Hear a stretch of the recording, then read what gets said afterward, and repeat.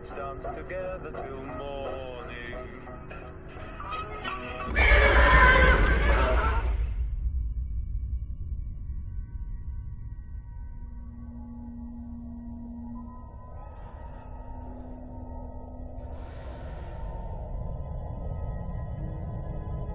Got a terrific view of a checklist with the CDR now appearance from behind it. Still, we are at war. I'm responsible for the deployment of thousands of young Americans to battle in a distant land. And some will kill, and some will be killed. And so I come here with an acute sense of the costs of armed conflict, filled with difficult questions about the relationship between war and peace and our effort to replace one with the other. Okay, Crip, we copy that. We've got TV pictures again. Lifting flight control system. Los científicos dicen que estamos hechos de átomos, pero a mí un pajarito me contó que estamos hechos de historias.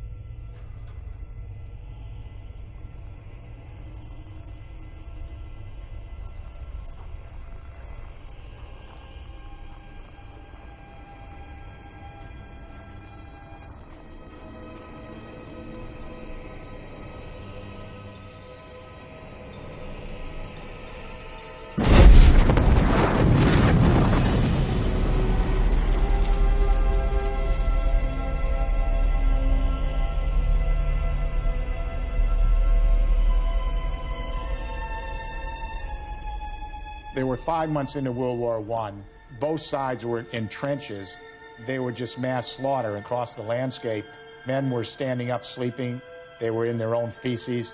And their dead comrades were sitting there in no man's land. They couldn't even get them and bring them back for burial. It was Christmas Eve, and the German High Command had sent little Christmas trees. It was like a stage set. All of a sudden, across the German front, you saw these little Christmas trees lighting up. And then the Allies heard Silent Night being sung by the Germans and started applauding. And then all of a sudden, a couple of guys on both sides get out of the trenches and start walking toward each other. And expecting any moment to fall flat with the machine guns opening up, and nothing happened. And within 2 hours, we were walking about and laughing and talking, and there was nothing from the German lines. Hundreds get out of the trenches. Then thousands get out of the trenches. And they embraced each other. 100,000 men. Whole no man's land, as far as we could see, was grey and khaki. There they were smoking and talking, shaking hands, exchanging names and addresses after the war to write to one another.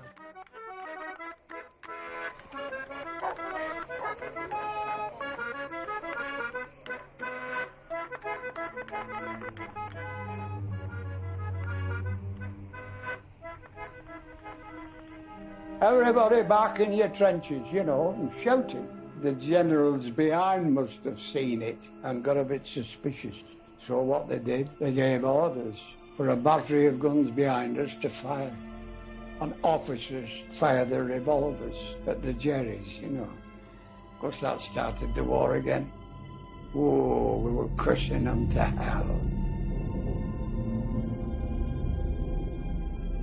This was the war to end all wars. This was the war to make the world safe for democracy. At least 21,000 new millionaires were made in the U.S. Billions and billions of dollars would be piled up by a few. Munition makers, shipbuilders, meat packers. And let us not forget the bankers who financed the Great War. who turned blood into gold. And their profits were as secret as they were immense. All of them are looking ahead to war.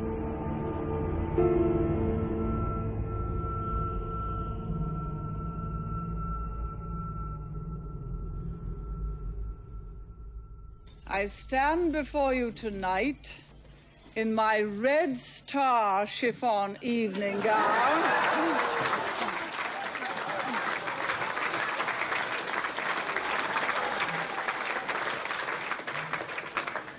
My face softly made up and my fair hair gently waved. The Iron Lady of the Western world. The Al-Yamamah deal was this extraordinary deal between the United Kingdom and Saudi Arabia, in which Ronald Reagan wanted to sell the Saudis billions and billions dollars worth of equipment. But the Israeli lobby stopped it, and Congress wouldn't approve it because they feared arming Saudi would threaten Israel. So Ronald Reagan handed the deal over effectively to his political soulmate, Margaret Thatcher. You ain't seen nothing yet. You are a very tough act to follow.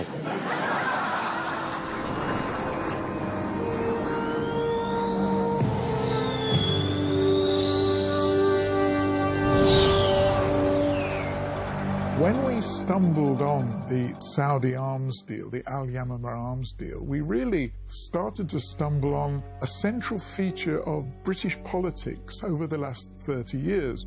His Royal Highness Prince Bandar has been at the heart of many of the great world events of the past 30 years. I was always pleased to see him when I was Prime Minister because he brought me extraordinary insights and bold proposals.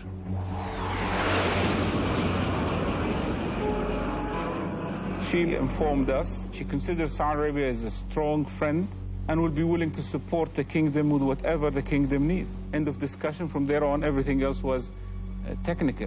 He explained to Mrs. Thatcher that this was a deal with Saudi Arabia and therefore things were done differently. They wanted £43 billion worth of weaponry. That was £6 billion in commissions. The vast majority are what most people understand as bribes. We continue to work together against the terrorists who threaten the way of life of our citizens. One day my phone rang, and it was a man called Eddie Cunningham, actually. He said, I've been working for a travel company, and we had a kind of slush fund we used to distribute to Saudis and other Arabs when they came to Britain for BAE, all to help the Path of Arms deals along. And he told these extraordinary stories that when Saudi military officers would come along, he would present them with canteens of cutlery. That was something that they liked. Another thing they liked was girls.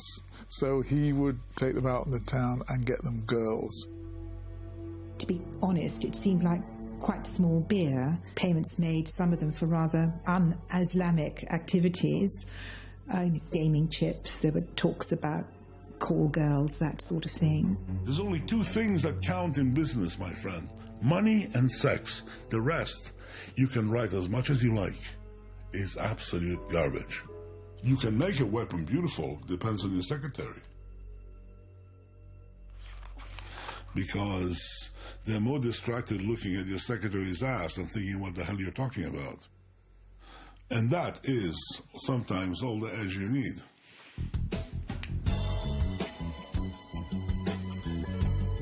I had to use an escort agency called Blue Orchids because of the special taste of the Chief of Staff of the Army, who liked blonde with silicone tits.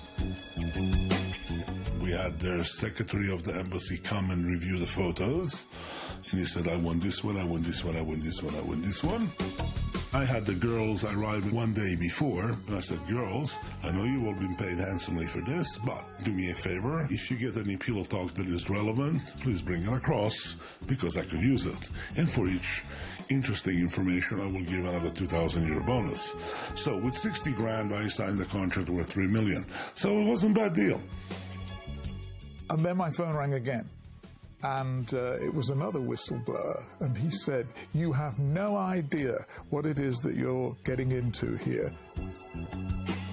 And he said, "This slush fund is much, much bigger than you realize. Our job was to look after the really high-level people, those who used to come to England who were being bribed, essentially, by BAE, were people on the level of the head of the Saudi Air Force, who was a royal prince.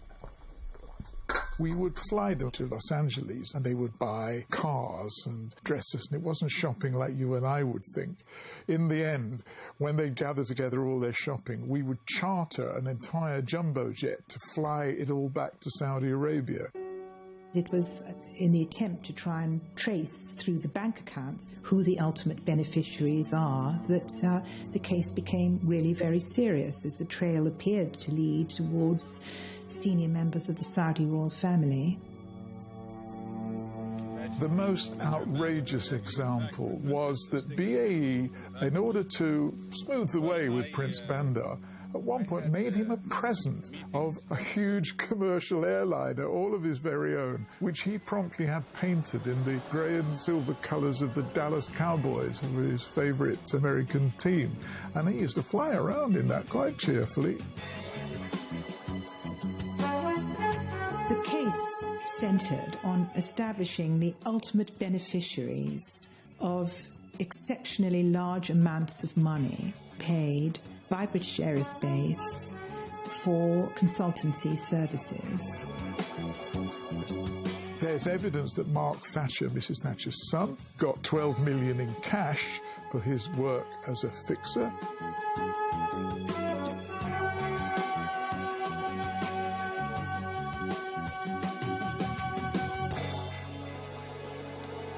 This is a Star 9mm. That's okay, it's not loaded. Don't worry. It's a very beautiful weapon. It's Austrian-made. If you want to sell on the market, and you're looking probably at about 3,500 euros. And why do you keep it in the house? Because I'm a soldier. And you can do that legally? Yes and no, but yeah, more or less you can, as long as it's in the house. And you don't shoot the cat of the neighbor. I've got nothing against money. I don't mind paying bribes to politicians. It's part of the deal. The thing about politicians is that they're very much like prostitutes, but only more expensive. The politics is dictated by the whims of the arms industry. Politicians are nothing more than sales reps, my dear friend. They have as much power as a middle-ranking executive in Lockheed Martin. At the end of the day, they do what they're told.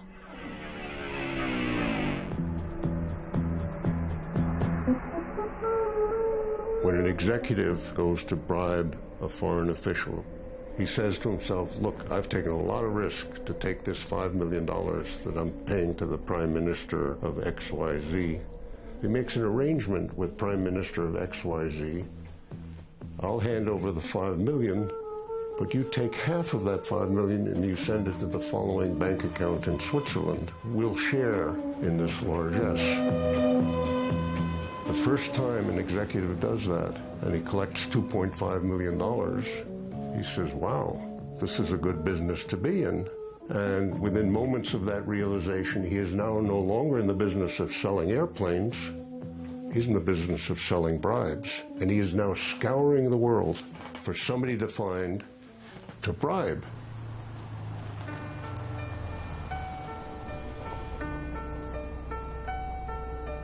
Regrets. I've had a few. But then again, too few to mention. I did what I had to do and saw it through without exemption. I planned each charted course, each careful step along the byway, and more, much more than this. I did it my way. And then the phone rang again. And this was somebody who said, you have no idea what you're getting into. He said, this whole BAE thing is much, much bigger, goes right to the very top. What he had was something that you never see as a journalist, Swiss bank records of international covert payments going all over the world. He showed me how BAE had set up a whole system with Lloyds Bank under which they channeled secret payments into a British Virgin Islands offshore company called Red Diamond. And from Red Diamond, the money went into this guy's Swiss bank account, and he then used it to distribute to the local politicians, taking a big chunk for himself, of course. I mean, I can certainly assure you, that we, and I believe most companies, are not in the business of making payments, passing, as you suggest, large sums of money to employees of governments. It is just not the way business is done. We were actually able to publish what was our most dangerous story, that Prince Bandar had been given not just a plane, but over the years a total of £1 billion. We did not invent corruption. Adam and Eve were in heaven, and they had hanky-panky, and they had to go down to earth. So, this is human nature. I salute a prince, a statesman, and a friend. What is greed? Of course, none of us are greedy. It's only the other fellow who's greedy. The world runs on individuals pursuing their separate interests. All those people who believe that greed, violence, etc., these primal, so-called primal instincts are the real instincts and everything else is a social construction, they've lost their mind. And for the last 50 years at least, policy has been made based on the assumption of greed. And it's ruined the world. I wonder if I should Mr. Reagan. Thatcherites believe there is no nature of society, so you have to nurture individualism. I don't accept that at all. I think there are very many good public policy initiatives for creating society. Welcome to Beirut. They are saying hello to you. There's a combination AK-47 Kalashnikov. A society that decides that the bulk of its budget is going to go to arms manufacturing, building up a military, etc., they have made a moral decision that militarism is more important than the creation of well-being for the population. All right.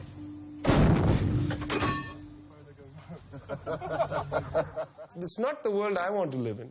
I want to live in the real world. And the real world is peopled by real emotions, including love and generosity.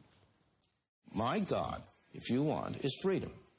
The freedom of human beings, of individuals, to pursue their own values. I think what the term freedom means is economic license. And the economic license of those who control property and those who control capital has in fact been a threat not only to equality, but a threat to the freedom of peoples all over the world, and not only in Europe and in the United States, but in Africa, in Asia, and in Latin America. I want you to name me any society in which you've had any large measure of that freedom, where capitalism and free enterprise has not been the predominant mechanism.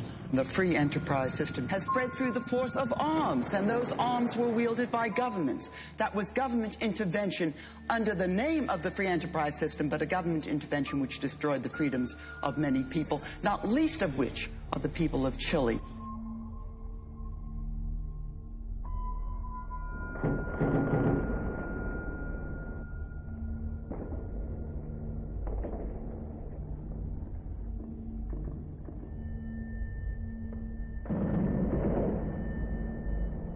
From the 1950s all the way through the 1970s, the CIA and the U.S. military were engaged in covert actions throughout Central and Latin America, throughout Africa, really throughout the world, where they were assassinating populist leaders, they were backing up right-wing military juntas, funding and arming death squads like the Contras in Nicaragua or Battalion 316 in Honduras, and there were these spate of assassinations across the globe. In countries like mine, people have been killed to be quiet. To know that any day, any time, you're going to be killed, you don't know how, but it's coming. We were fighting an oligarch, and still we are fighting, oligarchs, minds that don't want to work on inclusiveness, but just extraction. It's not only about taking from the earth, but taking from the people. Even your dreams get colonized. The last half of what is called the Cold War turned out to be a very hot war for many parts of the world. From the standpoint of what Iqbal Ahmed calls the victims, or what I will think of really as of people trying to make their own futures, there was an attempt in the global south to create an alternative imagination for people. But in the early 1970s, this attempt was destroyed. And it was stopped through a real, genuine attempt by the global north to take over the institutions of the world, including the World Bank, the IMF. So it's not simply that the people of the South were incapable of carrying forward their dreams.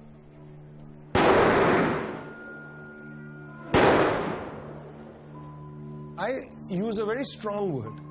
These dreams were assassinated. It's not just the one-off killings, the coup here, the coup there. It's the entire dream that had to be killed.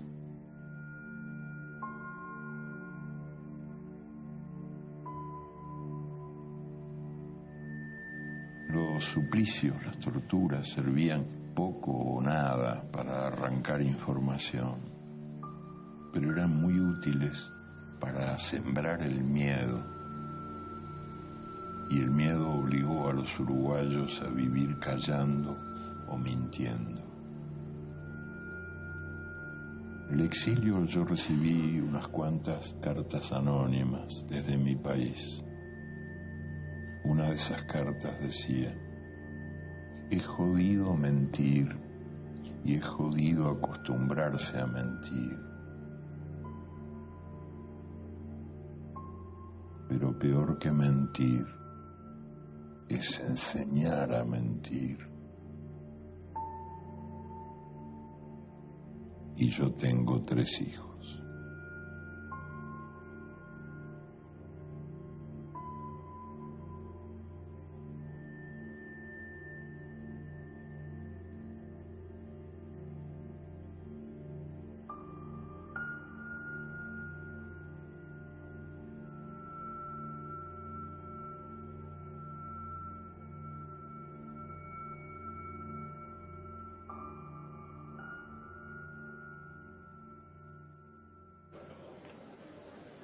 The joint hearings of the House Select Committee to investigate covert arms transaction with Iran and the Select Committee on secret military assistance to Iran and the Nicaraguan opposition will come to order. Congress began to address what they perceived to be an insanely out-of-control series of covert actions with little to no congressional oversight. We have been supplying lethal weapons to terrorist nations, involving the U.S. government in military activities in direct contravention of the law, and lying to the Congress. Now, I believe that democracy cannot survive that kind of abuse.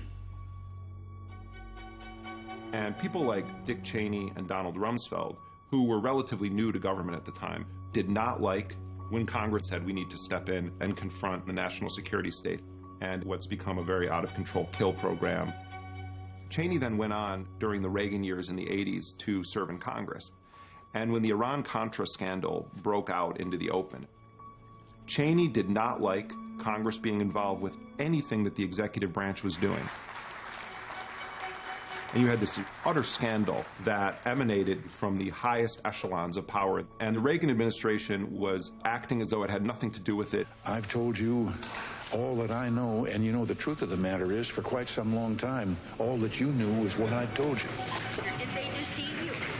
You didn't answer whether they deceive you. Mr. President! Our witness this morning is Mr. Robert McFarlane, the former National Security Advisor to the President. Mr. McFarland, we welcome you to the committee and we look forward to your testimony. Mr. McFarland, did you have any discussion about the possibility of, in effect, farming out the whole Contra support operations in Nicaragua to another country, which we'll call Country 1? Yes, that's correct. And did you, in fact, succeed in obtaining money from another country, which we'll call Country 2? That's correct. I had the practice of meeting periodically with the official from Country 2 about assistance we could provide, some cases arms sales, and he intended to provide a contribution of $1 million per month to the Contras through the end of the year. You have no problems working with the CIA. We have no problem working with the United States government, and unless the CIA does not work for the United States government, then I think we have a bigger problem. There have been occasions when some Americans have questioned that, as you know. Well, thank heavens those occasions was not in connection with Saudi Arabia.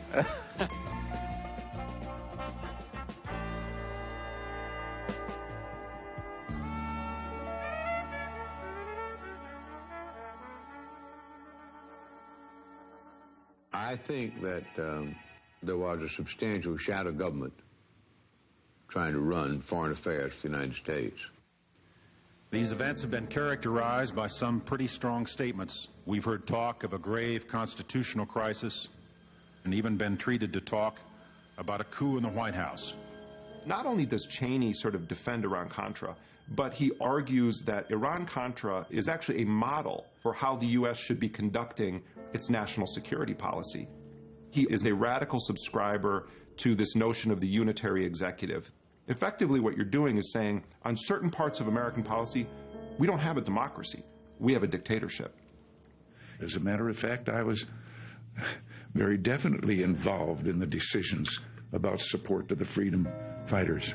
My idea to begin with. In my opinion, there's no justification for further restrictions on the power and flexibility of future presidents.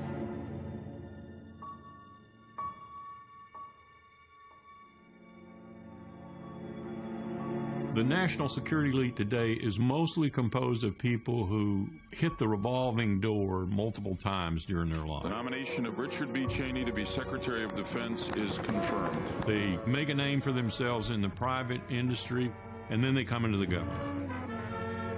This revolving door keeps the national security elite very small and very wealthy, and increasing its wealth as it goes up the chain, to the extent that then when you get to the top, as Cheney did, then you can become a member of the plutocracy that runs the country, too. This is an impressive crowd, the haves and the have-mores. Cheney commissioned a study by Halliburton to find out how much more of the Defense Department could be privatized. Halliburton, proud to serve our troops. Halliburton was elated to get this $1 million contract, and of course returned a verdict that, oh, Mr. Secretary, lots more of it can be privatized.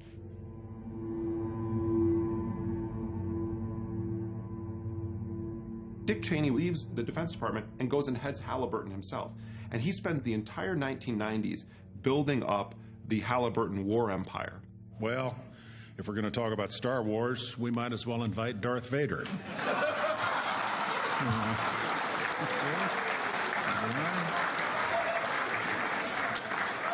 And I'm happy to accept. Then he comes back into power as vice president, and then they start hiring Halliburton to, in advance even of U.S. troops going into Iraq, Halliburton personnel and equipment was being deployed to the Gulf. It's hard to look at this and not say, these guys had a very long-term plan for how they were going to increase the powerful infrastructure of private companies. What we've essentially done is to create a network of corporations that have the firepower of small nation states that could, overthrow some small governments around the world. In essence, we in the United States have privatized the ultimate public function, war.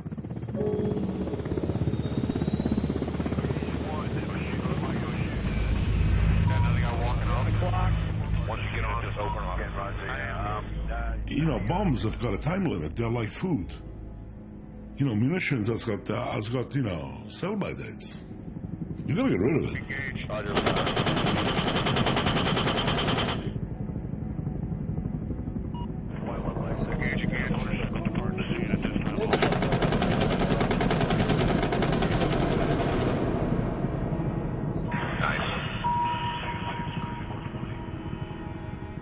In Iraq, the F-16s and F-18s were firing $6 million within seconds, coming back, rearming, and going up again.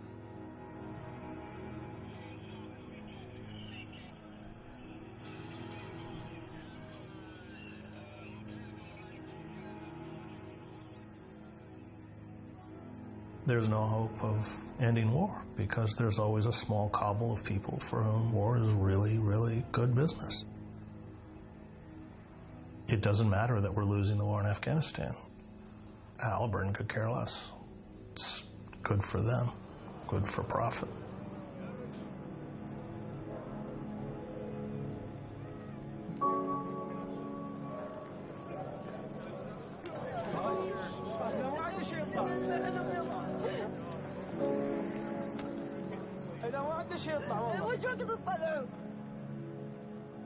يطلع هو يطلع ايش وقت يطلع انا جعان يطلع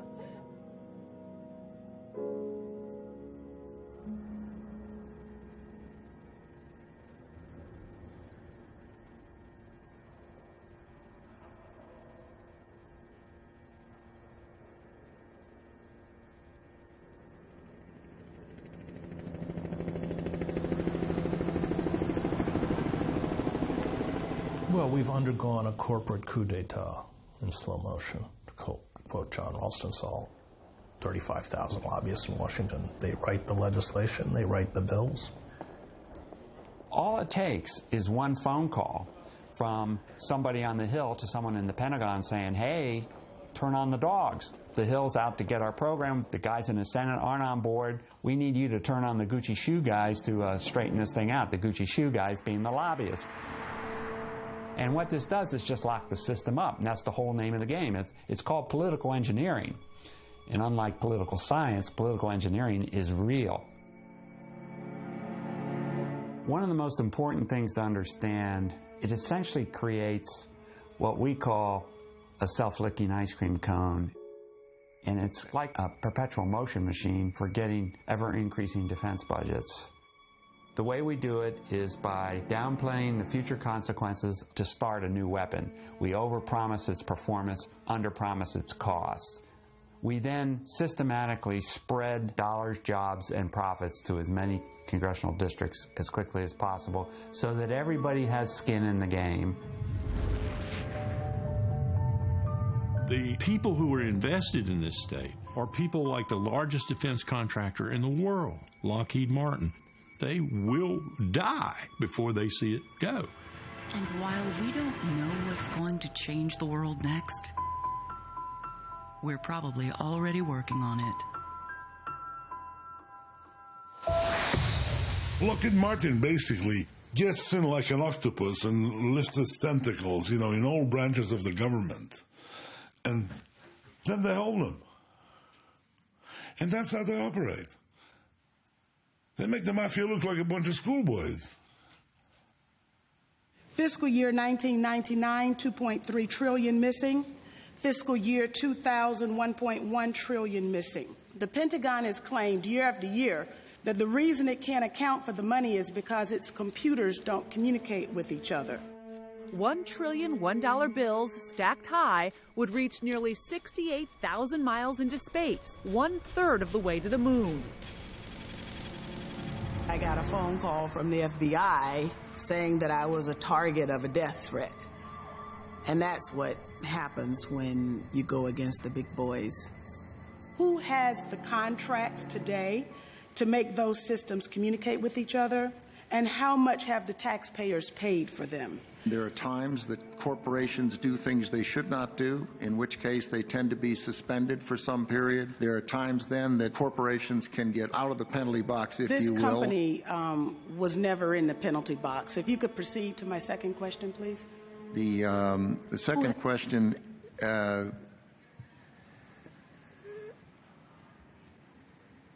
I've forgotten what the second question was.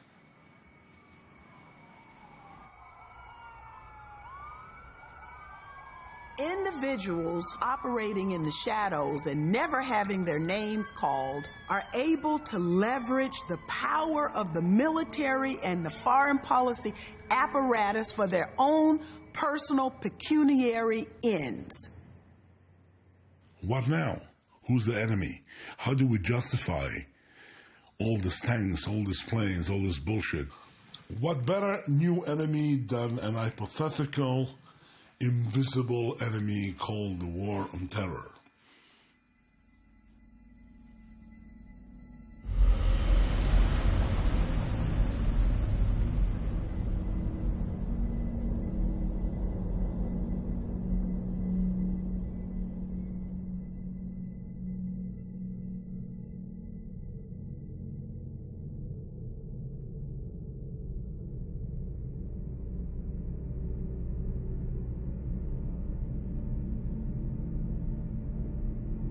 El 20 de marzo del año 2003, los aviones de Irak bombardearon los Estados Unidos. Tras las bombas, las tropas iraquíes invadieron el territorio norteamericano, hubo numerosos daños colaterales. Muchos civiles estadounidenses, en su mayoría mujeres y niños, perdieron la vida o fueron mutilados.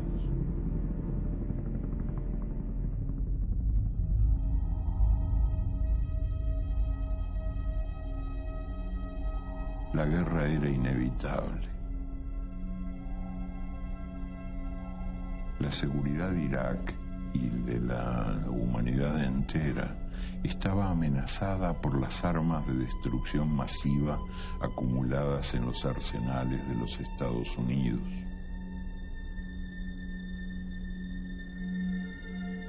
Eso sí, ningún fundamento tenían los rumores insidiosos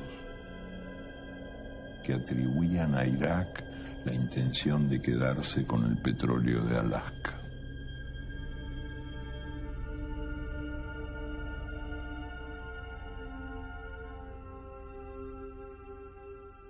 I think at the most basic level, when we realize how we've entered into a permanent state of war, like what often proponents of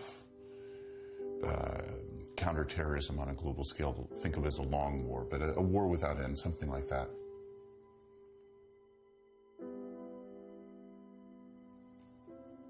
And I think that what we've accepted is a political regime that is sustained by fear. This is a very old political tactic. I mean, Machiavelli asks in The Prince, is it better for the prince to be feared or loved? And his conclusion is, because the locus of fear, the source of fear resides in him, in the prince, it can be constant for his rule. Whereas the locus of love resides in the people. It's in their power. And so for them could be constant and long-lasting. I mean, so Machiavelli already opens a question that he probably doesn't provide us the answer with. What would it mean to have our social arrangement, like the basis of our social choices, be founded on love? I don't think one has to justify the cost and nature of the national security state. One just has to keep the people fearful enough to support it. But what I want to bring to your attention today is the potentially much more sinister nexus between Iraq and the al-Qaeda terrorist network. Every word in that speech was gone over by the Director of Central Intelligence and his Deputy Director. So it was nothing that I made up. It was nothing that I stuck in there. And in fact, some people tried to stick extra things in there that the intelligence community wouldn't verify with multi-sourcing. And I said no. Powell grabbed me physically, which was unlike him, and drugged me into a space at the CIA at Langley and said, throw all the material in my presentation about terrorism out. Cut it out. About this amount. This is just about... Within an hour, George Tenet, the director of Central Intelligence, made a spectacular bombshell presentation. We have just learned from a high-level al-Qaeda operative under interrogation about significant contacts between Baghdad's Mukhabarat and al-Qaeda. This was devastating. Here's the director of Central Intelligence telling the Secretary of State that he has interrogated evidence. Well, the secretary turned to me and said, put it back in. Al-Qaeda continues to have a deep interest in acquiring weapons of mass destruction. As with the story of Zakawi and his network, I can trace the story of a senior terrorist operative telling how Iraq provided training in these weapons to Al-Qaeda. Later I learned that that was Sheikh al-Libi, that it hadn't just instantly happened, it had happened months before, that he'd been waterboarded in Egypt when he did this, no U.S. personnel were present, and he had recanted within a couple of weeks, and we never were told about that. Every statement I make today is backed up by sources, solid sources. These are not assertions. What we're giving you are facts and conclusions based on solid intelligence. We were, indisputably, we were lied to. At this hour, American and coalition forces are in the early stages of military operations to disarm Iraq, to free its people, and to defend the world from grave danger. As Karl Rove famously said to this reporter, you guys are reality-based communities. We make reality. By the time you figured out, what's wrong with our reality, we've moved on to the creation of another reality. Did you sell or cause to come into the possession of Saddam Hussein weapons of mass destruction? Did the United States sell to him? Absolutely not. Iran-Iraq was on such a scale. And I was on the Iranian side, and I went down to the battlefront. I was actually given a gas kit. And so they let me take the train back, right all the way up to Tehran. And the carriages were crammed with Iranian soldiers who'd been gassed. Some were just coughing and retching. And one man was reading a Quran, and every so often he put a handkerchief and wiped the blood off his lips.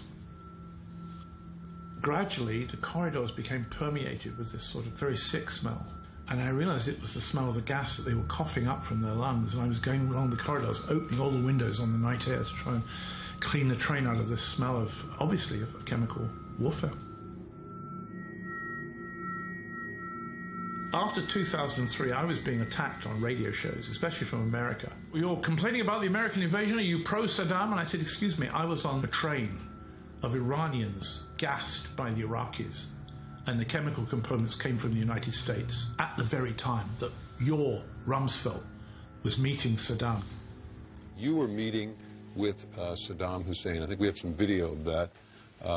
Of that meeting. Tell me what was going on during this Where did you get this video? From the Iraqi television? This was from Iraqi television. When did they give it to you? Recently or back then? We've dug this out of the CNN library. I see. Isn't that interesting? There I am.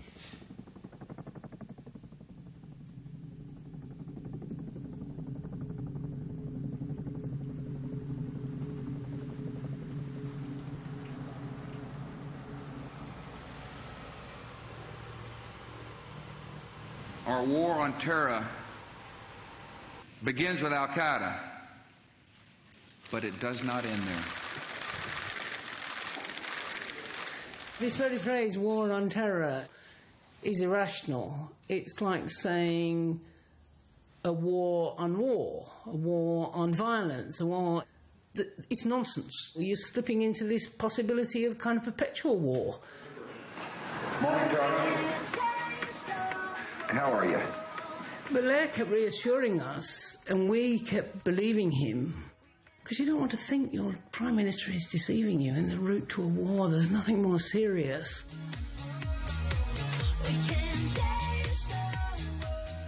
When the Serious Fraud Office launched its investigation into all the crimes that we were uncovering, it turned out that many of these arms deals had been forced through by Tony Blair personally. He's a dedicated arms salesman. Whenever there was a dispute, ever in government, he always backed the arms sale. The Serious Fraud Office got to the brink of uncovering the secret Swiss bank accounts by which BAE was funneling money to the Saudi royal family. The Swiss said, we're going to notify the bank account holders. Bandar flew to London and Blair swung into action. He ordered the Serious Fraud Office to close down their investigation. Prince Bandar said if the investigation continued, they would withdraw national security cooperation, which would lead, in the words of Prince Bandar, to blood on the streets of London.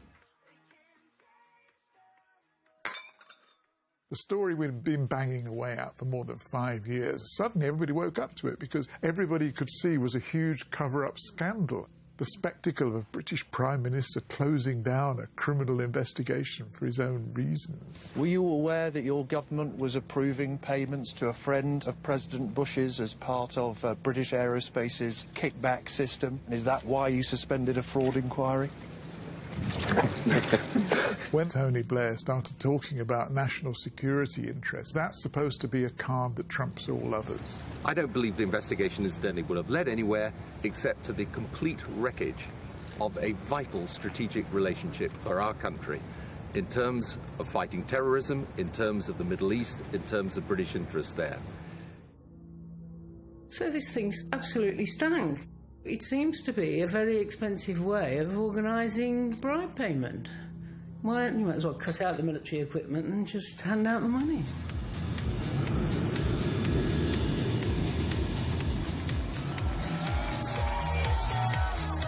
Blair came to South Africa specifically to lobby that BAE, the British weapons manufacturer, won the biggest contract on our arms deal.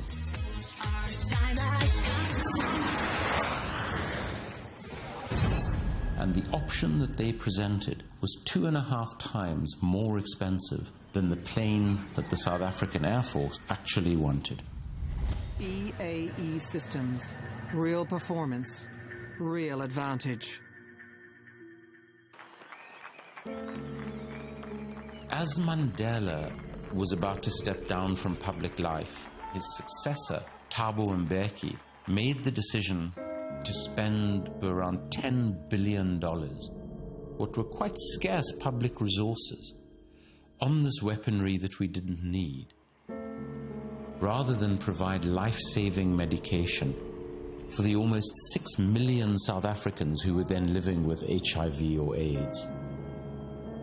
The primary reason for those deals was that around $300 million in bribes were paid to senior politicians and sadly to the African National Congress, the ANC, my own party. I was called in by a senior member of the ANC's National Executive Council. He said to me, look, Andrew, this is a battle you cannot win because this money, the bribes, were used to fund our 1999 election. And almost immediately, I'm asked to make a statement to the press that says there's nothing to investigate. So it's all over. And I looked at him and I said, no, it's not. I won't be able to live with myself if I stop this investigation. But at the same time, I'm also realizing that this is the end of my political career. The heads of government are the salespeople in chief of their country's large arms contractors. And this is the template used by large defense contractors around the world.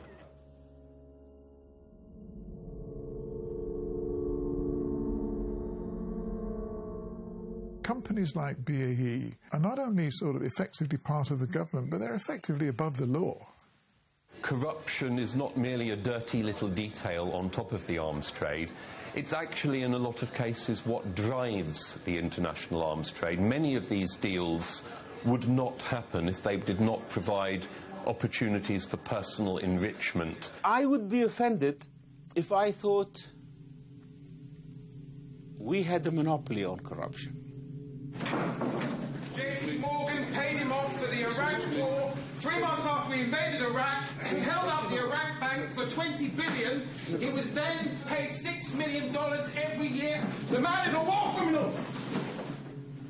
As I was being dragged out, right at the last second, I'm going to still remind everyone that this guy's a war criminal. Can I just say, actually, on the record, what he said about Iraq and JP Morgan is completely and totally untrue. I've never had a discussion with them. Now, I'm not suggesting that there was a phone call between JP Morgan and Blair. It was actually what happened was JP Morgan and a consortium of other banks did in fact prop up the whole Iraq economy to the tune of about $2.5 billion, not $20 billion. I was a bit nervous that day. Then, 6 months after he left office, Blair suddenly signed by JP Morgan for $5 million every year. I was just trying to enlighten the public that there was corruption involved and not just bad decision-making. I'd like to find out how this gentleman managed to access the court. There must be a back door in, because they'd all gone out for tea at the time, and there was a courtroom directly underneath the courtroom that Blair was in, and it was left unlocked. So I went through that run up 2 floors via the fire escape and then to the door of the court itself. By this time, my heart was pounding like it was really going mad, and I actually lost my courage for the moment. I went and sat down in a bathroom. I found a gents' toilet there. I did actually ring my mother and said, "Listen, I'm here. What should I do? Do you think I should still go in?" And my mum said, "Yeah, go on. You won't get another chance." And I thought, that's it. I'm in. The man is a war criminal.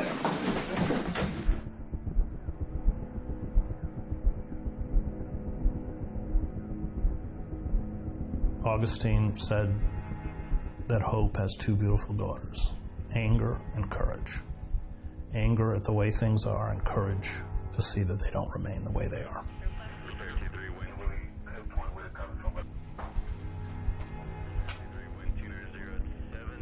You can serve 2 sets of principles, privilege and power, or justice and truth. The more you make compromises with those who serve privilege and power, you diminish the capacity for justice and truth. And I think that the rebel seeks to keep those who have power fearful. أنا منتظر الزيدي صحفي صغير أحب بلدي وأكره الاحتلال كل أشكاله. أنا بالشريط اللي سجلته كتبت عليه تصريحي، والظرف وضعته في خزانتي بمكان ما، وكتبت بوصيتي إذا قتلت بطريقة غير طبيعية أبحث عن شريط مكتوب فيه تصريحي. وكنت ناوي أخرج إلى المنزل، وعلى أثناء نزولي من السلم التقوا بي قالوا إنه هنالك مؤتمر صحفي كبير. قلت لهم من هو؟ قالوا جورج بوش. أنا مباشرة صعد الدم إلى رأسي لما قالوا جورج بوش. هو كان النتيجة الأولى لهذا العمل هو القتل. Peace, that's what we want. Freedom and peace.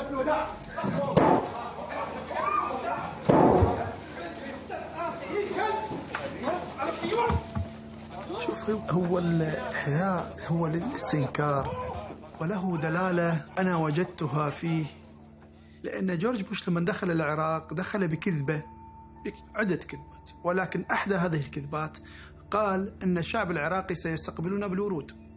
قالها كلمة في مؤتمر صحفي. تحولت هذه الكلمة بفضل الوسائل الإعلامية الأمريكية الداعمة للحرب على العراق والوسائل الإعلامية العربية الداعمة للحرب على العراق. تحولت هذه الجملة التي قالها جورج بوش: أنت لم ترى صورة للعراقي يستقبل الأمريكان بالورود، ولكنك سمعت بهذه أن العراقيين. لذلك أردت طريقة مساوية في القوة ومعاكسة في الاتجاه، أن العراقيين لم يستقبلوا الاحتلال وجورج بوش بالورود، بل ودعوه بالأحذية لكي يستيقظ العالم أمام هذه الجرائم.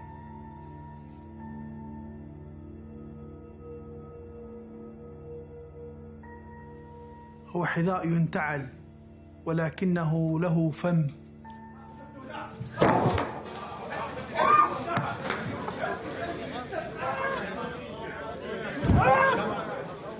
Sit down, sir.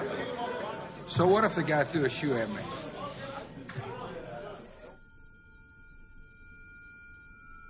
كسروا أسناني الاثنان، كسروا قدمي. كان طبعا كهرباء وبالمي، غرقوني بالمي في درجة حرارة تحت الصفر، يمكن 5 أو 7. كانوا يغرقوني بالمي البارد صباحا، وتعذيب بالكابلات لدرجة أنه كان لون جسدي لون الموف الغامق. I'm going to read you the sourcing of the LA Times report. Paragraph 1, U.S. authorities say. Column 1 still, U.S. officials said. Said one U.S. Justice Department counterterrorism official. Column 2, officials said. U.S. authorities say. U.S. officials said. Those officials said. The officials confirmed. American officials complained. They said. U.S. officials stressed. Column 3, U.S. authorities said. Jordanian officials said. We've got a slight... No laughter, please. We haven't finished yet. Several U.S. officials said. Column 4, U.S. officials said. Several American officials said. Officials say U.S. officials, but U.S. officials said. One U.S. counterterrorism official said. I'm not joking. There it is. That is the journalism you're getting fed. And I sometimes think the LA Times and the New York Times should be called American officials say. I denounced the call to invade Iraq publicly. The New York Times issued me a formal written reprimand, which is what you get before you're fired under union rules to stop speaking out against the war. I'd been the Middle East bureau chief. I mean, I'd been in Iraq. I'd been 7 years in the Middle East.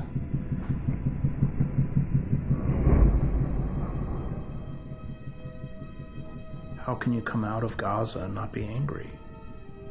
What's being done to those people? How can you come out of the Sudan or El Salvador or, dozens of other places I've been and not be angry? I've seen the bodies of a lot of children, which I can't forget.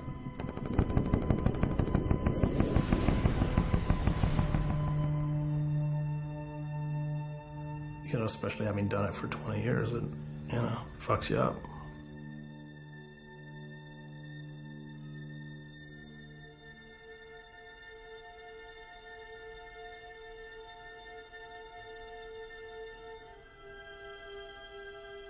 Dostoevsky said, hell is the inability to love, and that's what kills people. I fully get why people blow their brains out. It's really hell. And I don't use love as a kind of hallmark, schmaltzy, we all gotta love each other. I'm saying that the only way you're healed from those experiences is by reestablishing a connection with that kind of power, with another human being. And if you can't do that, you don't survive. And I have friends who couldn't do it, and they're not here anymore.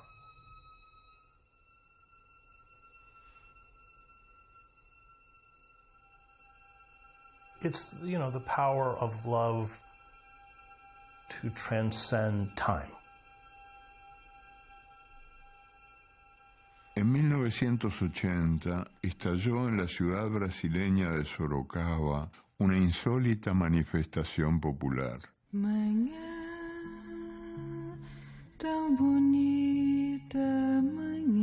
En plena dictadura militar, una orden judicial había prohibido los besos que atentaban contra la moral pública. La sentencia castigaba esos besos con cárcel.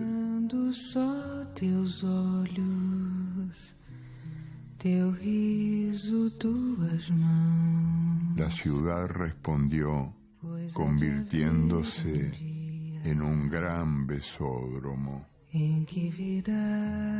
Nunca nadie se besó tanto.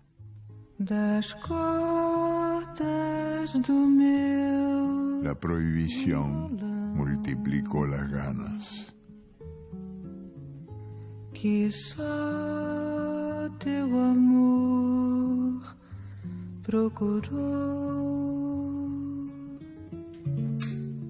That looks like a GAUB 2 Alpha 38 that we used to have on our loaches.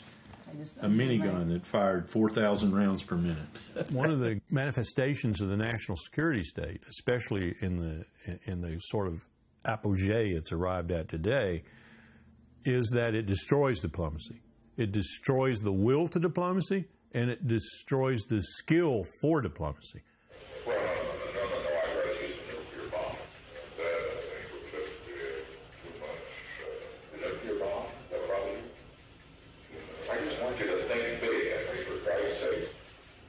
If you're a small state, like we were for 150 years, in essence, vis-a-vis Spain, France, England, and even Russia, you've got to be exquisitely good at diplomacy.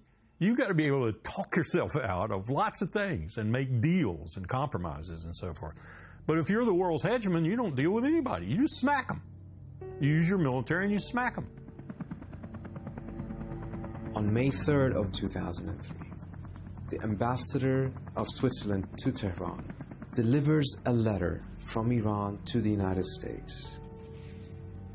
In that letter, the Iranians essentially offer negotiations to open up the nuclear program for full transparency. The proposal came in. I happened to see it because a copy was also given to a member of Congress that I worked for at the time. He sent it over to the White House and called Rove. Rove called back. He said that he found the proposal intriguing. He wanted to know if it was genuine. And he promised to put it in front of the president. I would call Karl Rove a dear friend. I've seen a man of far-sighted courage put America on a war footing and protect us against a brutal enemy in a dangerous conflict that will shape this new century. No formal response was given to the Iranians at all. I'm grateful to have been a witness to history. And the argument was that whatever could come out of a negotiation with the Iranians, even more could be achieved by simply removing the regime in Iran. In a way to sum up the argument, however, a principle in the Bush administration said that we simply do not talk to evil. And as Tony Zinni said, former Central Command commander, if you like to rock, you'll love Iran. That is a 10 to 14 year, $3 to $4 trillion invasion, at the end of which the world, Western Asia, will look not much different than it does right now. It'll still be in turmoil, still be in chaos, and 70+ million Iranians will hate our living guts. I was in the Pentagon and I went in to see the Undersecretary of Defense. The ideas that Wolfowitz shared with me, he and Secretary Cheney in 91, 92 packaged them, retooled them, thought about them, went to the White House, briefed people like presidents. America needs a new strategy of forcible regime change. So here this idea springs back up again in 2001. I went through the Pentagon in November of 2001, and one of the generals said, "Sir, I got this memo on my desk. We're going to go after 7 countries in 5 years." I said, "Is that a classified memo?" He said, "Yes, sir. We're going to start with Iraq, and then we're going to move to Syria, Lebanon, Libya, Somalia, Sudan, and Iran."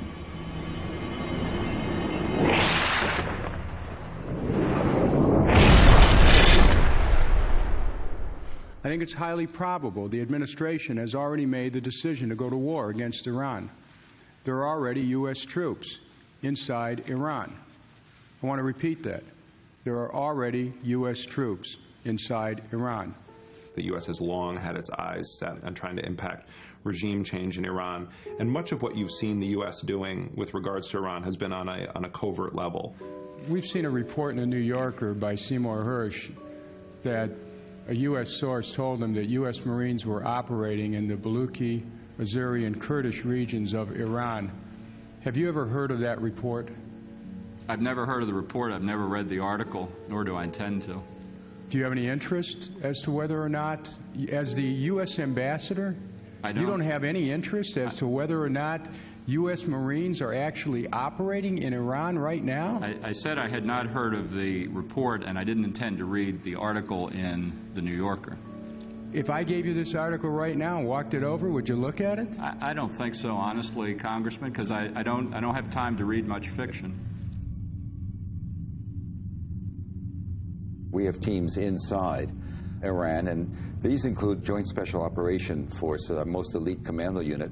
It has been given executive authority by the president in as many as 12 countries to go in and kill. We're talking about high-value targets. They're operating now, and they go into countries outside of the war zone, outside of Afghanistan and outside of Iraq, without telling the American CIA station chief or the American ambassador. They go in sterile and they kill people. We have to work on sort of the dark side, if you will. We're going to spend time in the shadows and in the intelligence world. A lot of what needs to be done here will have to be done quietly, without any discussion, using sources and methods that are available to our intelligence agencies.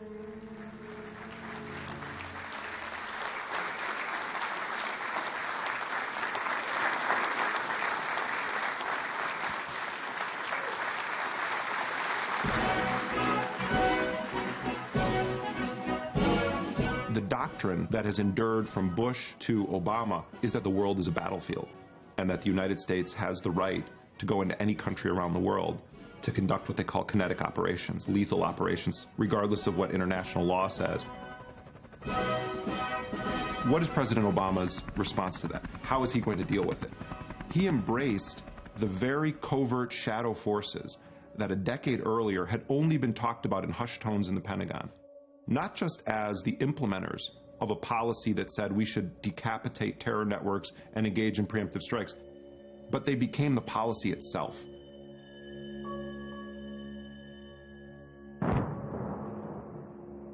President Obama's administration have built up something called the disposition matrix. It's like an algorithm for determining who should be killed or who should we seek to capture.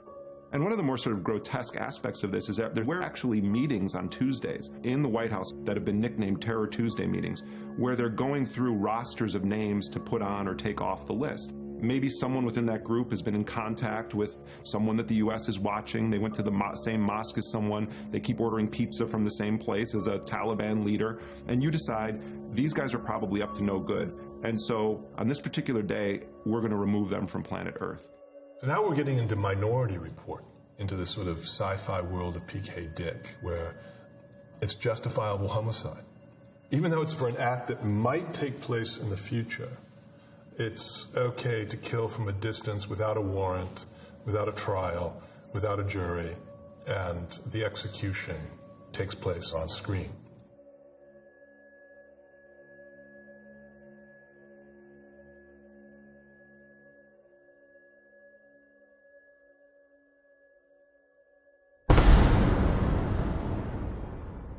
Where appropriate, we will bring terrorists to justice.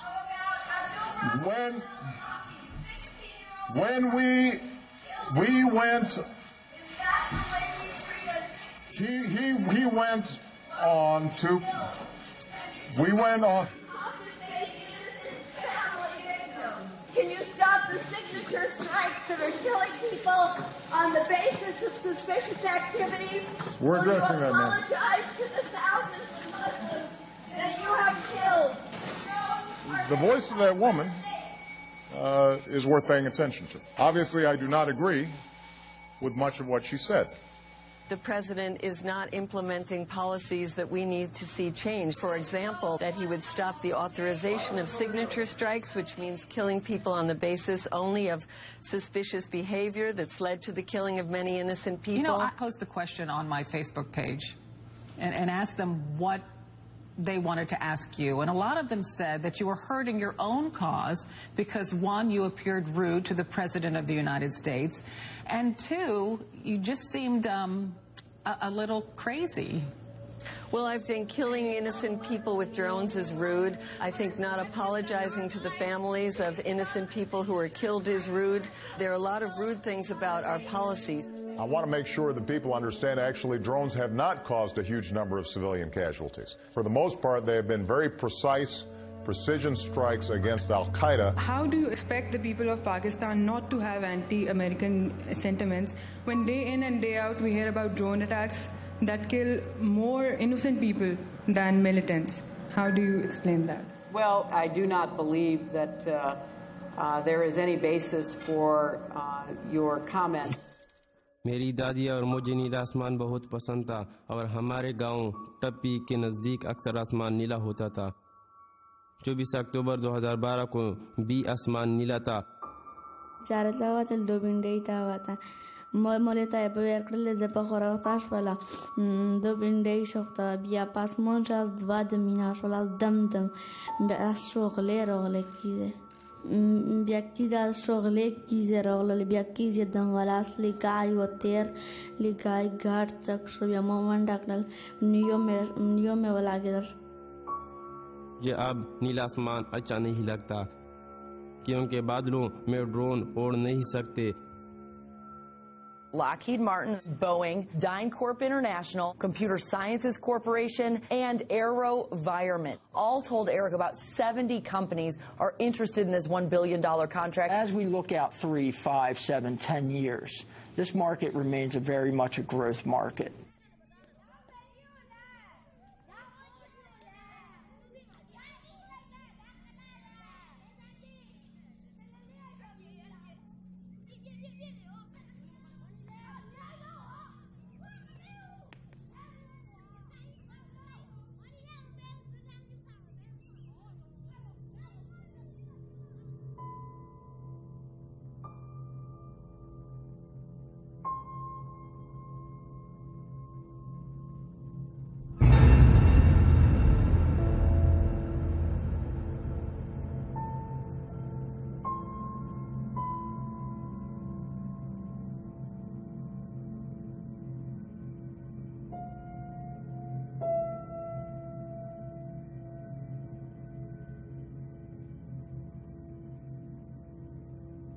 It's the disease of permanent war that destroyed the Middle East.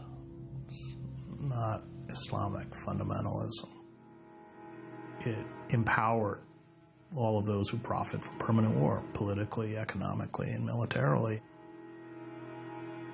Make no mistake, a nuclear-armed Iran is not a challenge that can be contained.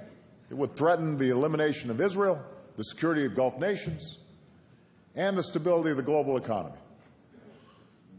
It risks triggering a nuclear arms race in the region and the unraveling of the Non-Proliferation Treaty. And how close is Iran to getting it? Well, let me show you. Brought a diagram for you. Here's a diagram. This is a bomb. This is a fuse. Where should a red line be drawn? A red line should be drawn right here. The threat from Iran is a political football.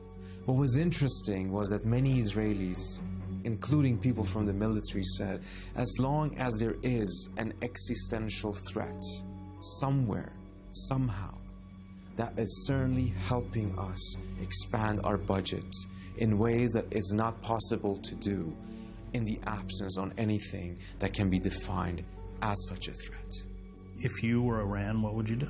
I mean, Israel has, what, 300 to 400 nuclear weapons? They're the ones who started the damn arms race in the Middle East anyway. They didn't sign the Non-Proliferation Treaty. They built this program in secret. India and Pakistan then went on to do the same thing. And Iran, which did sign the Nuclear Non-Proliferation Treaty, looked around and realized they'd gotten screwed. The Obama administration wants to sell bunker buster bombs, which can penetrate 20 feet of solid concrete, to the UAE. The deal is the latest U.S. arms sale to members of the Gulf Cooperation Council, 6 nations that neighbor Iran.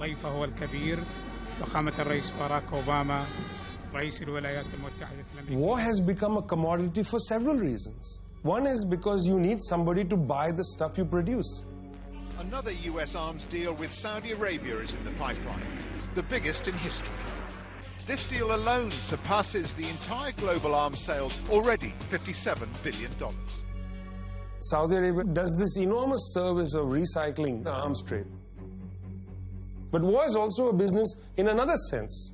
There is a business that uses war to get its ends established. This is George Orwell's 1984.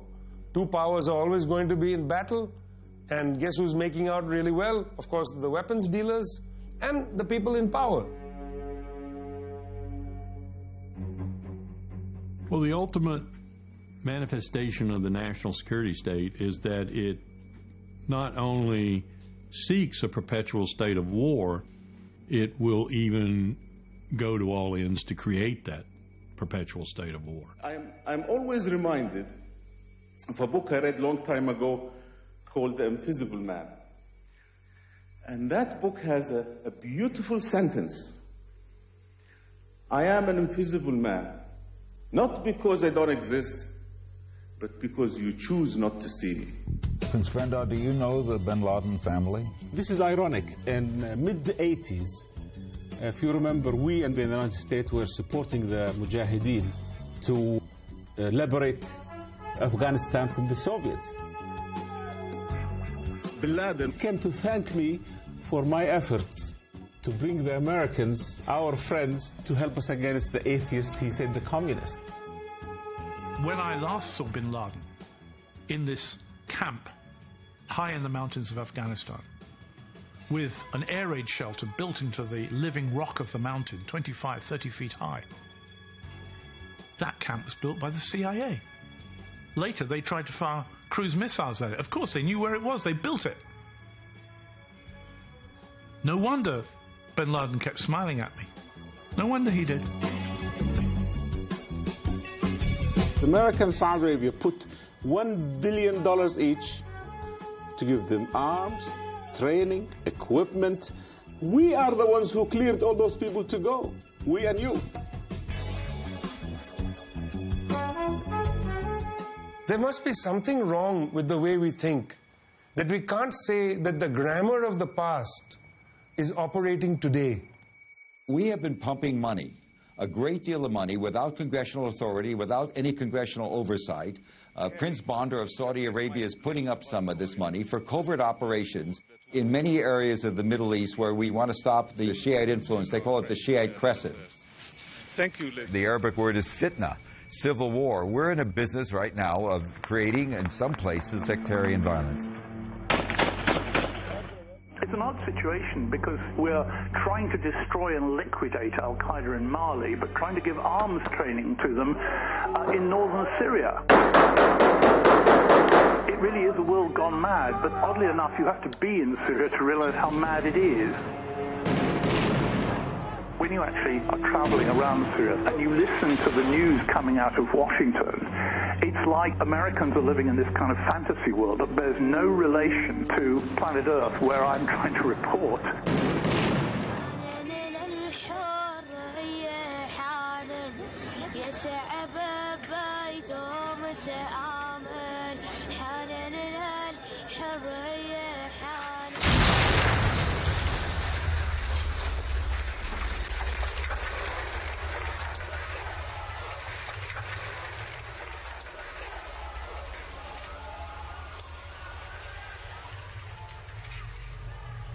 Today, there are good terrorists and bad terrorists.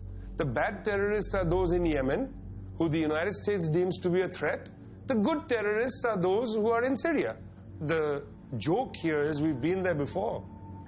I mean, if you consider the Afghanistan story, they've learned nothing.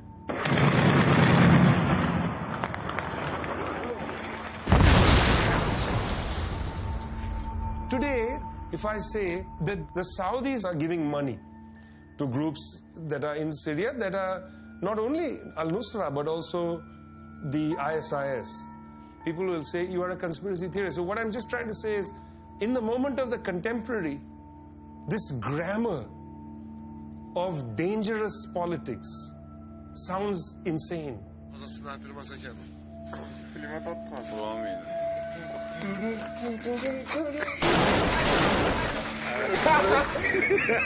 So what appears to have been a conspiracy at the time, when documents appear, turns out to be true. We must address the cycle of conflict, especially sectarian conflict, that creates the conditions that terrorists prey upon. In public, they say, we have to end terrorism. Meanwhile, this private work of getting involved in conflicts stirs the pot which produces characters that appear to become terrorists, which reinforces the public narrative and then makes things like intervention okay. Good morning, everybody. Last night, on my orders, America's armed forces began strikes against ISIL targets in Syria.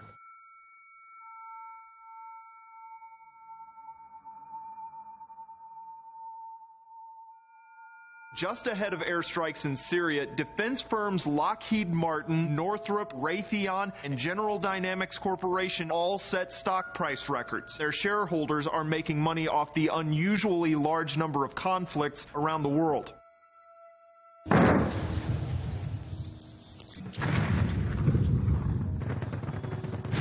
Every 2 years or so, the Israeli military attacks the Gaza Strip, and right after, there is a trade show in which Israeli weapon companies show their technologies. All of these Israeli companies, which are becoming an increasingly important and very significant part of the Israeli economy, depend on those wars. The first thing that they say when they try to market, we've already used that on actual human beings. By making that claim, they're able to compete with weapon manufacturers from other countries. The United States is the biggest supplier of military aid to Israel. This attack on Gaza is also a trade show for the United States arms industry.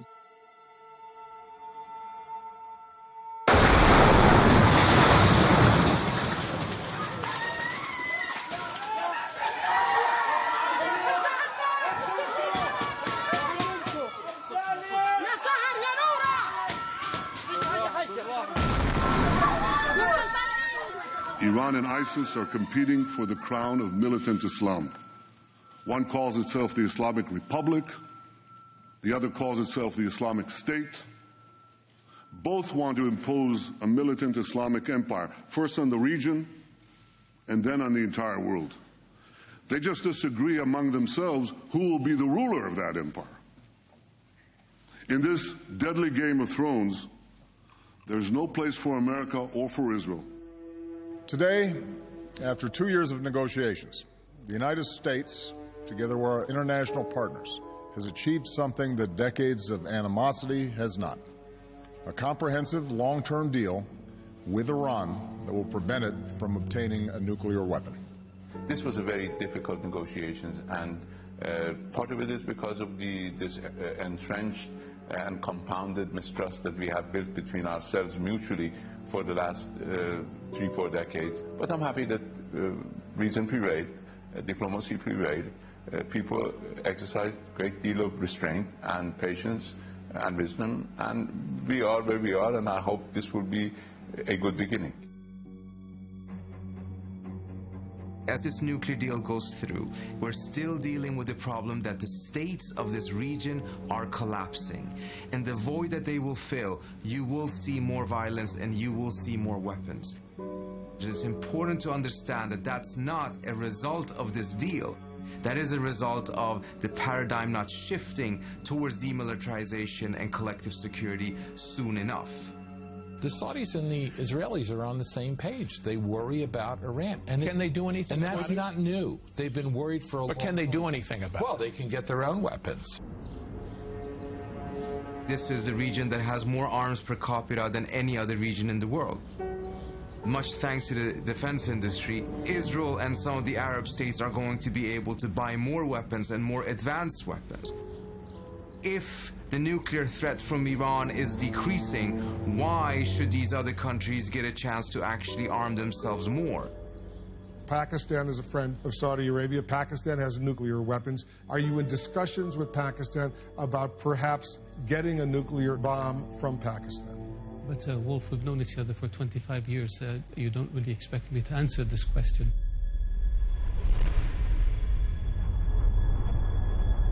We're not going to have a truly demilitarization in the region unless Israel's nuclear arsenal also is addressed. The significance of this peace deal is that it is a game changer in the region. And it's going to be a question about the political willingness of leaders to whether they will pursue these opportunities or whether they will fall into the patterns of the past.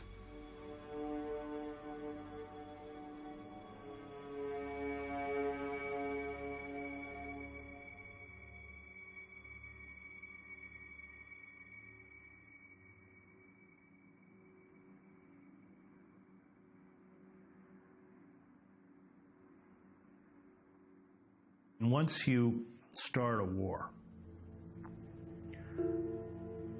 you open a kind of Pandora's box. You don't control it, it controls you.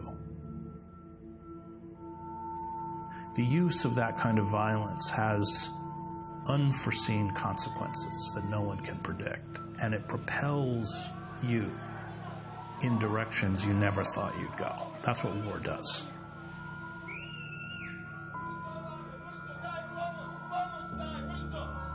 So the images of war are very carefully controlled and countered by the lies that have been disseminated through every institution in society, schools, government, entertainment, the press. When you shatter the myth, and when you understand especially what techno-war, industrial war is about, which is really about murder, about slaughter, people would be so repulsed, it would be very hard to wage war.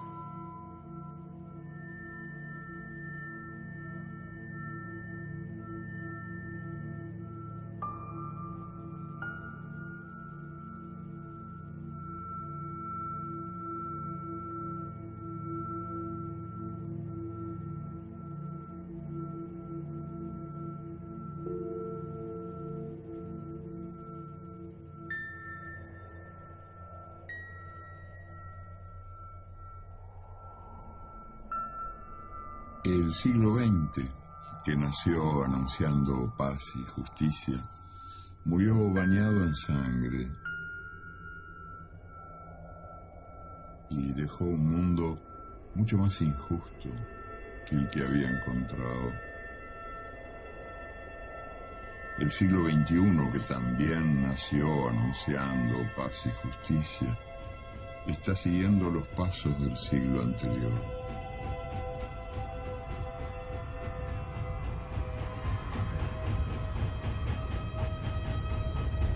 Allá en mi infancia yo estaba convencido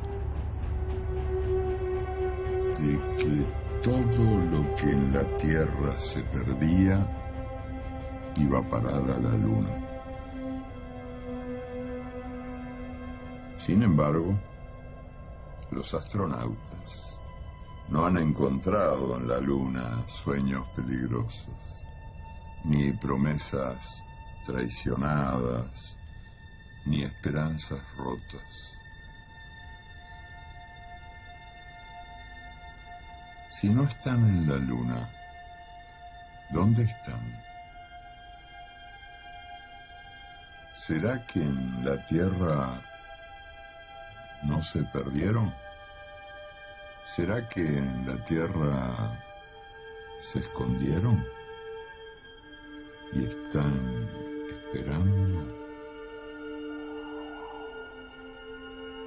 esperando